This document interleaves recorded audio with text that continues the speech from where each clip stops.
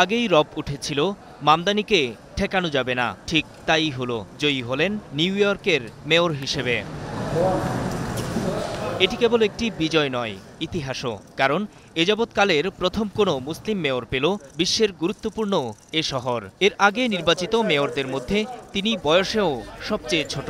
তার বয়স মাত্র ৩৪ বছর। এপির খবরে বলা হয় ৭৫% ভোট গণনার পরই পরিষ্কার হয়ে যায় মামদানি জয়ী। বার্তা সংস্থাটির অনুমান, ভোটগ্রহণ শেষ হওয়ার ৪০ মিনিটের মাথায় ৭৫% ভোট গণনা শেষ হয়। এর মধ্যে মামদানি পান ৫০.৪% ভোট। নিকটতম প্রতিদ্বন্দ্বী অ্যান্ড্রু কুওমো ৪১.৩%।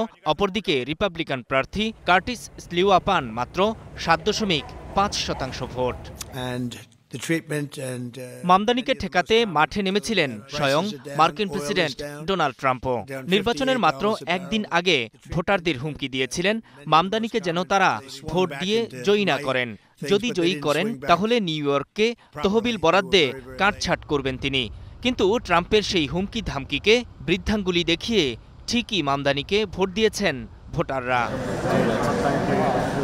মূলত জনগুরুত্বপূর্ণ বেশ কয়েকটি বিষয় নিজের নির্বাচনী ইশতেহারে রাখায় ভোটারদের নজর কেড়েছেন মামদানি। নূর মোহাম্মদ, স্টার নিউজ।